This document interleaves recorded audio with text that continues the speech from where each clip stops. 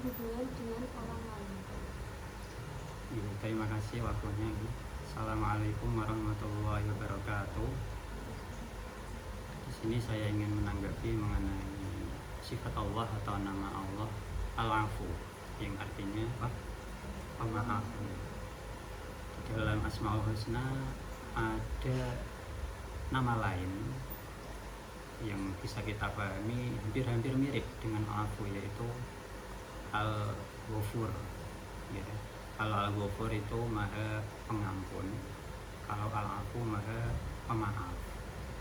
Sebelum kita berbicara bagaimana cara meneladaninya, sedikit kita bicara mengenai perbedaan keduanya.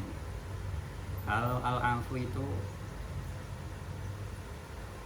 sifat Allah yang lebih dalam maknanya daripada Al-Ghafur. Kalau Al-Ghafur itu mengampuni, tapi hanya sebatas menutupi dosa-dosa yang kita lakukan. Jadi dosanya masih ada, tapi Allah tutupi sehingga dosa tersebut seakan-akan tidak ada, diampuni tapi ditutupi. Kalau Al-Afu lebih dalam lagi maknanya, bahwa Allah itu menghapus segala dosa yang kita lakukan, tidak berbekas sama sekali.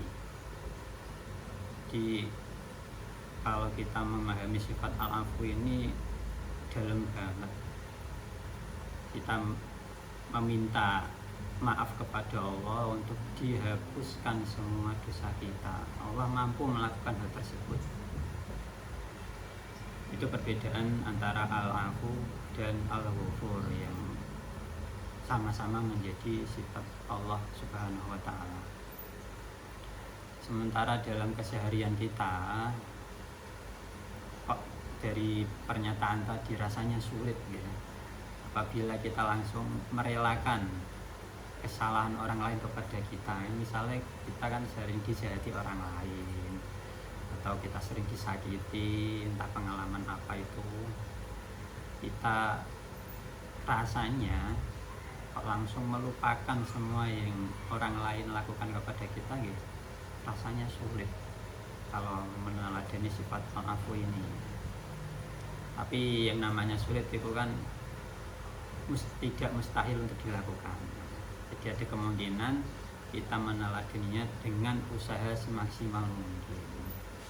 Jadi contohnya yang paling saya pahami pada saat ini itu ketika ada robohnya pesantren di Al-Khazini itu menjadi problem bagi wali santri.